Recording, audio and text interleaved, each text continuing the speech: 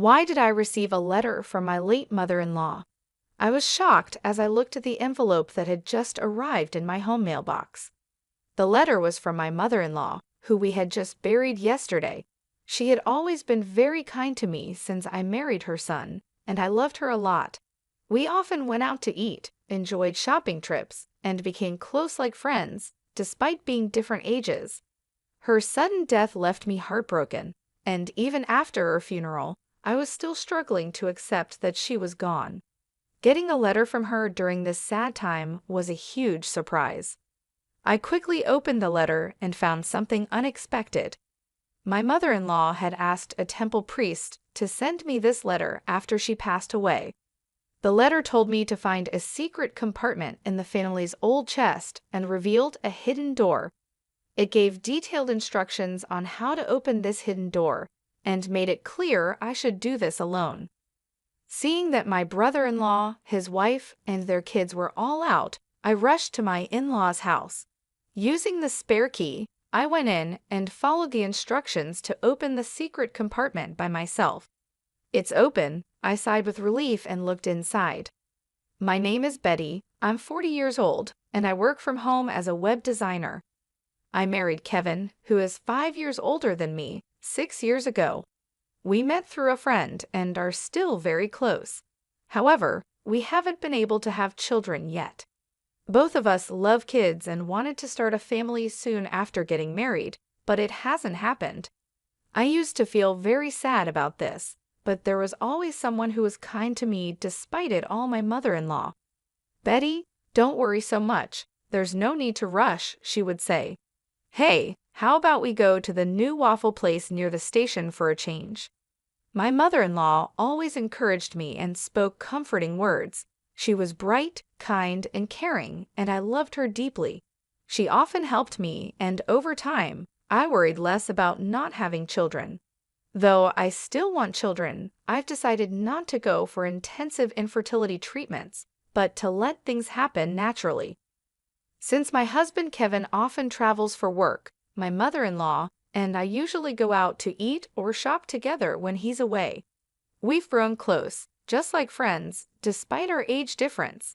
She lives nearby with my brother-in-law's family, who have 4 children. Although she gets along well with them, my brother-in-law and his wife often insult my husband and me for not having children. "Betty, you haven't had any children yet. We have 4 lovely kids here. Being childless is unfilial.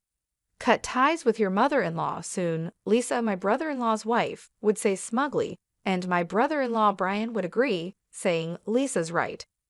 Well, Kevin has never been impressive anyway. Even if you had kids, they wouldn't amount to much. Initially, my husband and I would respond to such cruel remarks from my brother-in-law's family. However, since they never listened, we gradually stopped reacting and tried to avoid them as much as possible. They treat us disrespectfully but act very nicely in front of my mother-in-law. We haven't told her about their behavior to avoid causing her worry. One holiday, my husband, my mother-in-law, and I planned to go out for a meal together. When we arrived at my parents-in-law's house, she wasn't waiting outside as usual. "Is she not ready yet?" I wondered aloud. "She should be coming out soon," my husband replied. We didn't think much of it and waited. However, as time passed 10 minutes, then 15, she still didn't appear or answer her phone. I wondered what was going on with your mom. I started feeling uneasy and increasingly anxious. We rang the doorbell of my parents-in-law's house, but there was no response. We decided to use the spare key to enter. "Hey, Mom," my husband called out as he took off his shoes at the entrance, but still, there was no reply from inside. With a bad feeling, we quickly searched for my mother-in-law, and then we found her collapsed in her bedroom. "Oh my God!" I exclaimed as I rushed to her side, and my husband immediately called for an ambulance. It seemed that my brother-in-law's family was out because no one else was at the house besides my mother-in-law. The ambulance arrived in about 15 minutes, and she was swiftly taken to the hospital, but unfortunately, she passed away there. It was a stroke. My husband and I were heartbroken by the sudden loss, and we cried a lot. Despite our grief, we knew there were many things to do, like preparing for her funeral. The funeral was to be a family affair, and my brother-in-law took on the role of the chief mourner. To honor my mother-in-law, my husband and I worked together with him on the preparations. However, even during the planning with relatives and discussions with the funeral home, my brother-in-law seemed reluctant and showed no signs of grief. He did his duties at the wake and funeral, but often he would call my husband over after talking briefly with relatives, and then abruptly leave, which offended them. During the post-funeral gathering with relatives, my brother-in-law was the first to sit down and refused to get up even when my husband urged him to greet the guests. He just sat there drinking his beer, and his wife did the same. So my husband and I went around, thanking the relatives for coming and sharing memories of my mother-in-law. Seeing his parents just eating and drinking seemed to set a negative tone for the gathering. My brother-in-law's 4 children were busy playing games, laughing loudly and playfully nudging each other, creating a mood that didn't seem right for after a funeral. None of my brother-in-law's family seemed sad about my mother-in-law's death. The other relatives noticed this and didn't try to talk to my brother-in-law and his wife. They just said goodbye and shared memories with my husband and me. Despite the obvious change in the relatives' attitudes, my brother-in-law's family didn't seem to care. They kept ordering more beer, talked about inheritances, and planned trips, even though we were supposed to be mourning. It was disrespectful, considering how much my mother-in-law had done for them while she was alive. I couldn't help but look at them with disapproval. The next day, my husband left early for some errands, and I was at home planning to check the mailbox for the newspaper. That's when I noticed a letter. Wondering who it could be from, I saw it was addressed to me. To my surprise, it was from my mother-in-law. Opening the letter in the living room, I found something unexpected. The letter said that my mother-in-law had arranged with a temple priest to send it after she passed away. It had instructions on how to open a hidden compartment in a chest and the contact details of the family lawyer. There was also a note to make sure I opened it by myself. I read my mother-in-law's letter over and over. Though she was slender, her handwriting was bold and strong. I took a deep breath, touched by the strong strokes of her writing that reflected her strong character. Glancing at the clock, it was 8:20. No one should be at my in-laws' house now. The kids would be at school, and according to a social media post by my brother-in-law's wife, they had left early that morning. With this in mind, I quickly got ready to go to the family home. This morning I saw that they were planning an outing together. They even sent their children to school, even though it was the day after our grandmother's funeral. They seemed eager to enjoy their day off. If their post was accurate, there should be nobody at the family home. I realized I had to go now, or I might not get another chance. When I used the spare key to open the front door of my in-laws' house, I entered slowly. It was sad that my mother-in-law, who always greeted me with a smile, wasn't here. Holding my aching chest, I went into her room. The chest, an old piece that belonged to my mother-in-law, opened smoothly, perhaps because she took care of it. Just as the letter said, I found a hidden door at the back of a drawer. Thank goodness it's open. I sighed in relief as I managed to open it safely. Inside, there was another document along with what was written in the letter. What is this? I stared at the documents, feeling my mother-in-law's love and tears almost spilling. I felt like staying there and crying, but I had to leave quickly.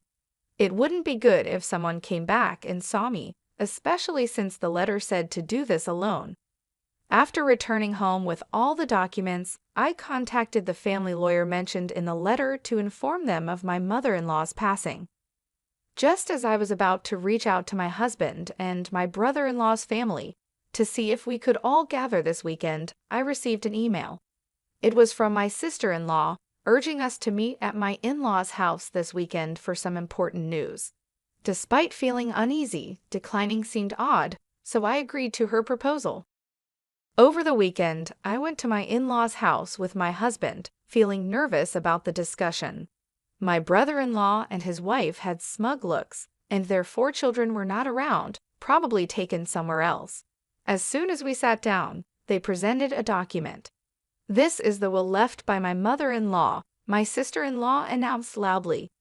The signature on the will was indeed my mother-in-law's, and it stated that all assets would go to my brother-in-law and his wife. "See, it's written here that we get everything, so unfortunately, you won't get any inheritance." "Too bad, huh?" My brother-in-law laughed mockingly, his expression ugly, while my husband looked bewildered. I stood up quietly and brought in the lawyer who had been waiting outside.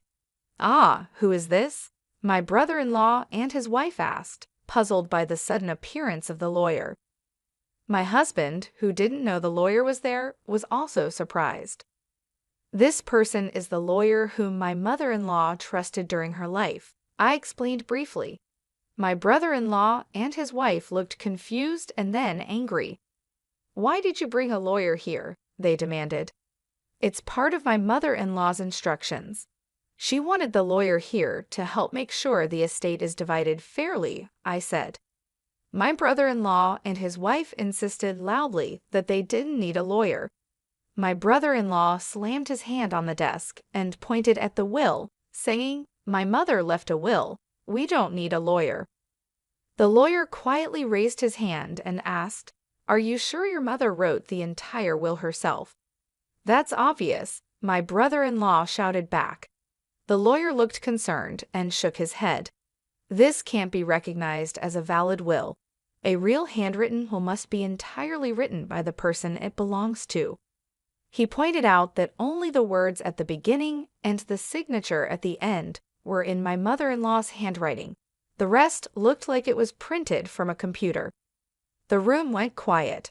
My brother-in-law reached out to the will, but it still showed the same printed words. "Huh," suddenly my husband said. "Why is the back of the paper so clean?" I looked closely, and indeed, there was something odd. The handwriting in the signature section is different from the rest. Could this will be forged? I wondered aloud. My brother-in-law and his wife trembled at the lawyer's observation. "What are you talking about? We wouldn't do such a thing," they stammered.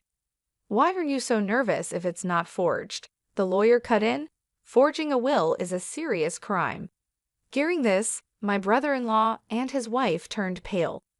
Despite their agitated and confused excuses, the lawyer delivered the final blow. "Betty has a notarized will, so your will is invalid." "What?" my brother-in-law and his wife gasped, their eyes wide. "We never heard of that," they said. "In the letter I received from my mother-in-law, she mentioned that she hid a notarized will behind the hidden door of the chest. We didn't know about this earlier." The letter not only told us where she hid the will, but also explained why she made it and why she told me about it. My mother-in-law had been feeling her health decline and had prepared the will because she probably suspected that my brother-in-law and his wife might tamper with it. I thought she didn't know their true nature, but it seemed she had a sense of their greed. The notarized will stated that the assets would be divided equally between my brother-in-law and my husband. This surprised my brother-in-law and his wife, and their eyes went wide. Then my brother-in-law suddenly shouted, claiming he should be the beneficiary of our mother's life insurance as the eldest son. I calmly responded that the life insurance certificate was also with me, as per the mother-in-law's trust, and the beneficiary was me, not him. Inside the hidden door, there was not just the notarized will, but also the life insurance certificate. My brother-in-law and his wife couldn't believe it. They kept saying they knew nothing about this. The lawyer explained that changing the beneficiary of a life insurance policy doesn't necessarily require informing the original beneficiary. My brother-in-law was upset and slammed the table. My husband turned to me, anxious, and asked when his mom had entrusted these things to me. I smiled and explained that it was written in the letter from his mother.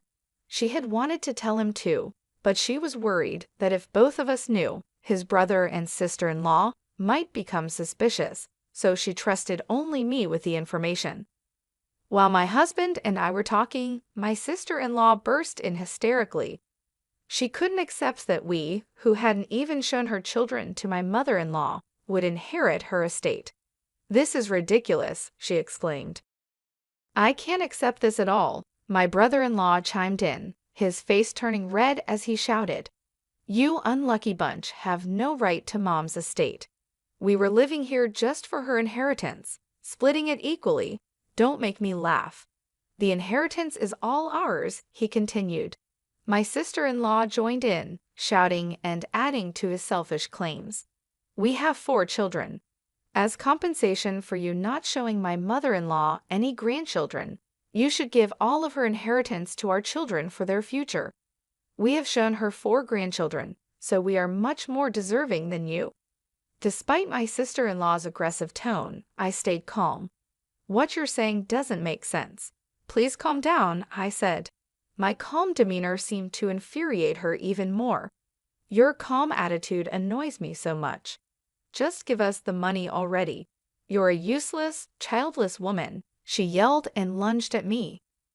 My husband and the lawyer stepped in, but before they could stop her, my sister-in-law punched me in the head. Ouch! She had several large rings on her fingers, so it felt like being hit with makeshift brass knuckles. I cried out in pain. "Stop it." My husband and the lawyer pulled my sister-in-law away, but she tried to reach for me again in her agitated state. "Give us the inheritance. I deserve it all more than you do. I have 4 children," she shouted, her eyes bloodshot and her face twisted with anger. My brother-in-law egged her on, encouraging her to hit me more. Enraged, my husband called the police. When the police arrived shortly after, he and the lawyer explained the situation. My brother-in-law and his wife were then escorted away by the police.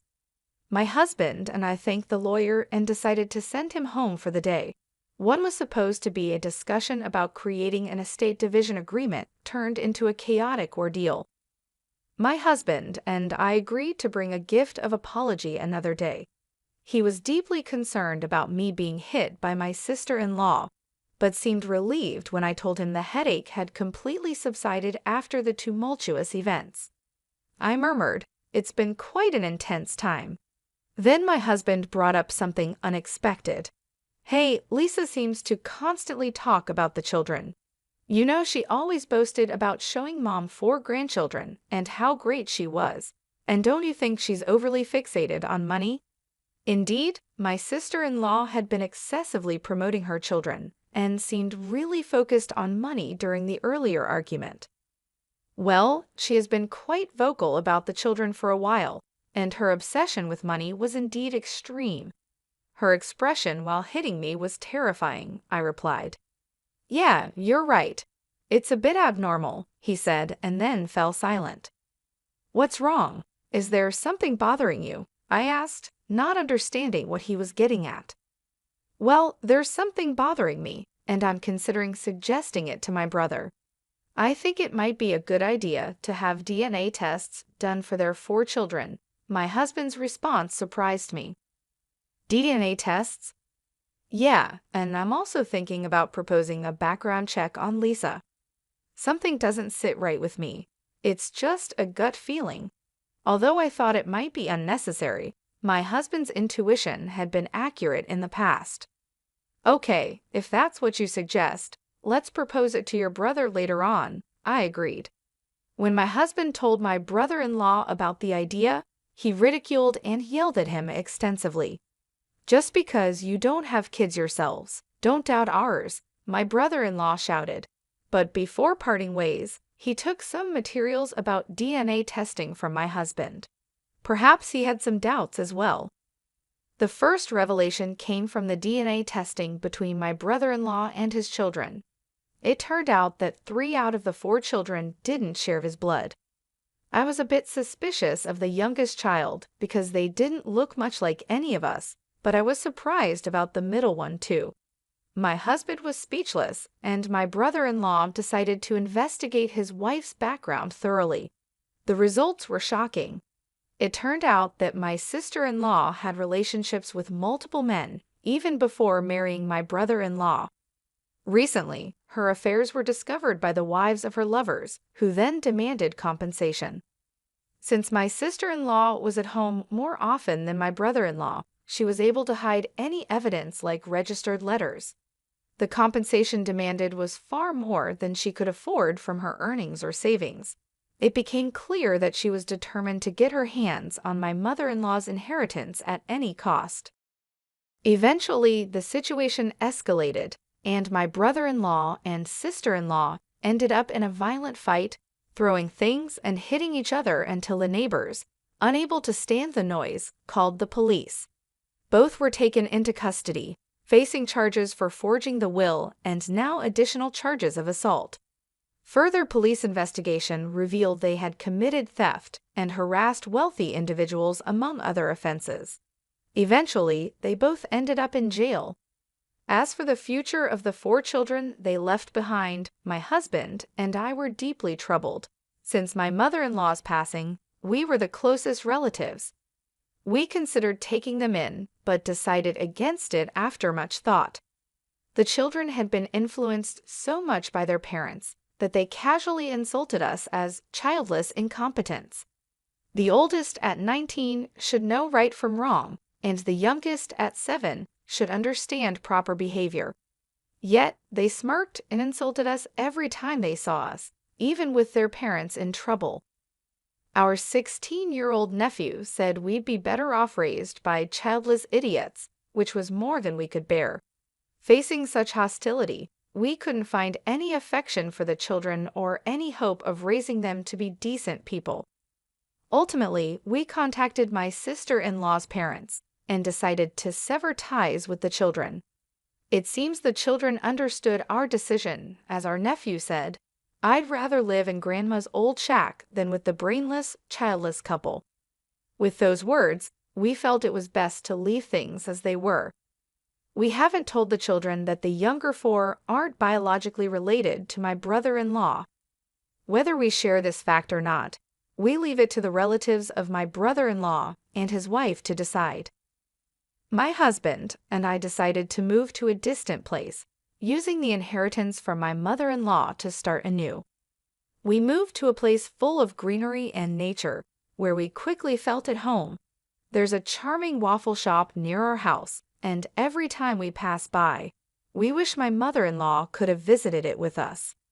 Soon after the move, I found out I was pregnant. When the Prig-Betty test showed a positive result, I couldn't help but scream with surprise and happiness. Later, the doctor confirmed that I was indeed pregnant. Both my husband and I cried tears of joy as we hugged each other. My mother-in-law would have been so happy if she were still alive. Additionally, the business plan I had been secretly preparing is progressing well. Both my husband and I are working hard, looking forward to the arrival of our child and enjoying fulfilling days full of happiness.